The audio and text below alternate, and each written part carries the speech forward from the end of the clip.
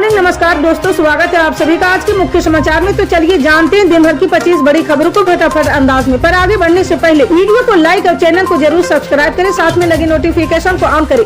चलिए video start करते हैं। वक्फ विधेयक 2024 पर संयुक्त संसदीय समिति की रिपोर्ट आज सोमवार को लोकसभा में पेश की जाएगी। जी हां, लोकसभा की कार्य सूची के अनुसार वक्फ विधेयक पर जेपीसी के अध्यक्ष जगदन बिकापाल भाजपा सांसद संजय जायसवाल के साथ संयुक्त समिति की रिपोर्ट हिंदी और अंग्रेजी में आज 3 फरवरी को लोकसभा में पेश करेंगे। वो संयुक्त समिति के समक्ष दिए गए साक्ष्यों का रिकॉर्ड भी सदन की पटल पर रखेंगे। जी हां, इससे पहले वक्फ विधेयक 2024 पर जेपीसी की रिपोर्ट 30 जनवरी 2025 को लोकसभा अध्यक्ष ओम बिरला के समक्ष प्रस्तुत की गई थी। जेपीसी के अध्यक्ष जगदन बिकापाल ने संसद पहुंचकर लोकसभा स्पीकर से मुलाकात की थी और उन्हें वक्फ विधेयक पर संयुक्त संसदीय समिति की अंतिम रिपोर्ट सौंपी थी। जी हां, वक्फ विधेयक पर जेपीसी ने 29 जनवरी को संशोधित विधेयक और उसकी ड्राफ्ट रिपोर्ट को मंजूरी दी थी। हालांकि विपक्षी नेताओं ने रिपोर्ट पर अपने असहमति नोट प्रस्तुत किए हैं। आम आदमी पार्टी के राष्ट्रीय संयोजक अरविंद केजरीवाल ने दावा किया है कि नई दिल्ली विधानसभा क्षेत्र में उनकी पार्टी के कार्यकर्ताओं पर बीजेपी की कार्यकर्ताओं द्वारा हमला किया जा रहा है। जी हां, इसे लेकर केजरीवाल ने कल रविवार को मुख्य चुनाव आयुक्त को चिट्ठी लिखी है। जी हां, चिट्ठी में केजरीवाल ने कुछ मांगे भी रखी है।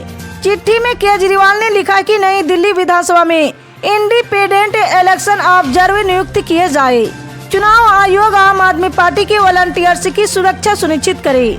ऐसी घटनाओं के लिए जिम्मेदार पुलिस वालों को तुरंत सस्पेंड किया जाए। हमला करने वाले बीजेपी कार्यकर्ताओं को तुरंत गिरफ्तार किया जाए। जी हां, आम आदमी पार्टी द्वारा 1 फरवरी को सोशल मीडिया प्लेटफॉर्म एक्स पर एक पोस्ट किया गया था। इस पोस्ट के माध्यम से बीजेपी पर आरोप लगाए गए। पोस्ट में लिखा गया है कि बीजेपी की गुंडे आम आदमी पार्टी के कार्यकर्ताओं को प्रचार करने से रोकने के लिए लगातार जानलेवा हमला कर रहे हैं। पत्रकारों पर भी हमला हो रहे हैं।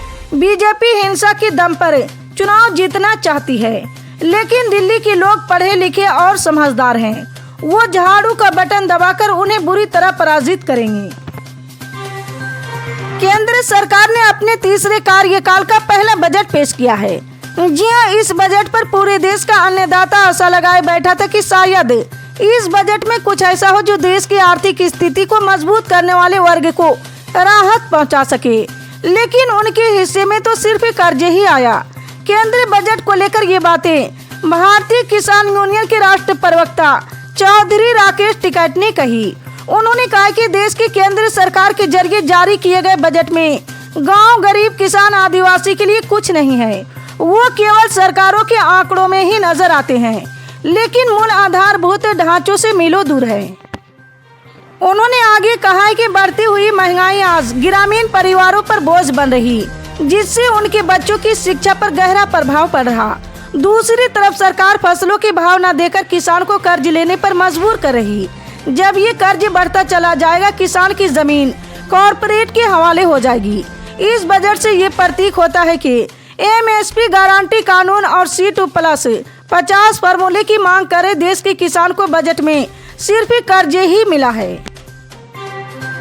भारतीय communist party branch committee Ranipur की बैठक कल रविवार को अरुण कुमार सिंह के आवास पर हुई। इसमें पार्टी की नीतियों को जन जन तक पहुँचाने सहित अन्य बिंदुओं पर चर्चा हुई। वहीं भाजपा सरकार पर सत्ता का दुरुपयोग करने का आरोप लगाया है। जी हां, जिला सचिव कामरेड जनार्दन राम ने कहा है कि मौजूदा सरकार भारतीय संविधान को नजरअंदाज करते हुए धार्मिक राजनीतिकरण कर फायदा उठाने का प्रयास कर रही। कुंभ में आम आदमी का कोई भी ख्याल नहीं रखा जा रहा। प्रदेश और देश में महंगाई, बेरोजगारी दिन प्रतिदिन बढ़ती जा रही। भाजपा की सरकार सत्ता का दुरुपयोग कर रही है। जी हां, इस दौरान आनंद यादव, श्रवण कुमार सिंह, अवधेश राम, अखिलेश सिंह, बच्चन सिंह, नानू राम, गिरधावी यादव, ओम प्रकाश सिंह, तेजू कुशवाहा, शिव कुमार पाल, सूर्य प्रकाश पांडे, ललन राम आदि मौजूद रहे हैं। केंद्र बजट में बिहार की बल्ले बल्ले हुई। जी हां, मखाना बोर्ड राष्ट्रीय खाद्य प्रौद्योगिकी उद्यमिता और प्रबंधन संस्थान और मिथिलांचल में पश्चिमी कोसी नहर की विस्तार से संबंधित कृषि क्षेत्र की 3 बड़ी सौगातें प्रदेश को मिली है। इसके अतिरिक्त बिहार में 3 ग्रीनफील्ड एयरपोर्ट बनाने की घोषणा भी की गई। लेकिन इसके साथ ही बिहार को कई ऐसी सौगातें भी मिली है जो बड़े महत्व की है, लेकिन इसकी चर्चा कम हो रही।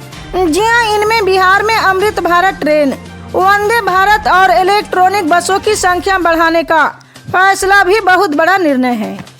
जी हाँ, 2025 से 2026 के रेल बजट में बिहार को 8 वंदे भारत और 400 इलेक्ट्रिक बसों की सुविधा मिलने की घोषणा की गई। इसके साथ ही पटना को 2 अमृत भारत और 4 वंदे भारत ट्रेन मिलने की उम्मीद है। जी हाँ, पटना से 150 नई इलेक्ट्रिक बसों का परिचालन किया जाएगा और ये परिचालन 150 किलोमीटर के दायरे में होने वाला है।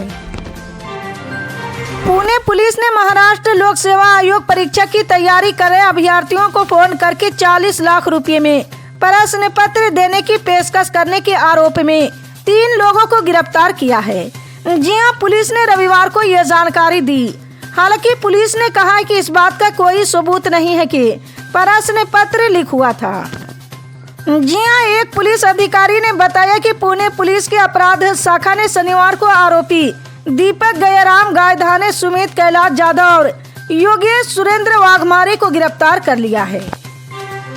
उत्तर प्रदेश के बहराइच में 90 मदरसों की मान्यता रद्द करने की सिफारिश, मचा हड़कंप। जी हाँ, जिला अल्पसंख्यक कल्याण अधिकारी संजय मिश्रा ने बताया कि इन मदरसों के संचालकों को निर्देश दिए गए थे कि बच्चों की अपार आईडी जनरेशन का काम जल्द से जल्द पूरा किया जाए। लेकिन सर्वेक्षण में पाया गया कि 90 मदरसों में से किसी में भी अपार आईडी जनरेशन का कार्य शुरू नहीं हुआ है।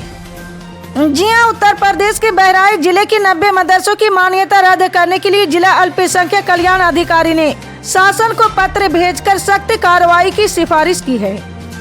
जिला अल्पसंख्यक कल्याण अधिकारी संजय मिश्रा ने बताया कि इन मदरसों को पहले ही शासन द्वारा निर्देश दिए गए थे कि उन्हें अपने रिकॉर्ड को अपार आईडी से अपडेट करना होगा, लेकिन निर्देशों का पालन नहीं किया गया।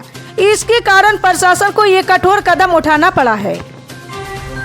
झारखंड में सत्ता पे काबिज झारखंड मुक्ति मोर्चा पूरे उत्साह के साथ पार्टी का 46वां स्थापना दिवस मनाने के लिए तैयार है।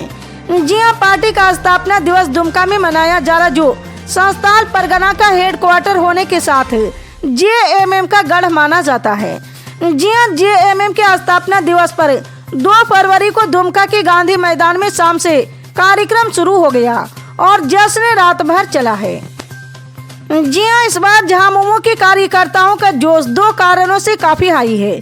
पहला कि पार्टी ने जबरदस्त तरीके से विधानसभा चुनाव जीतकर सत्ता में वापसी की, और दूसरा इस बार पार्टी के कार्यकारी अध्यक्ष हेमंत सोरेन भी कार्यक्रम में शामिल हुए हैं।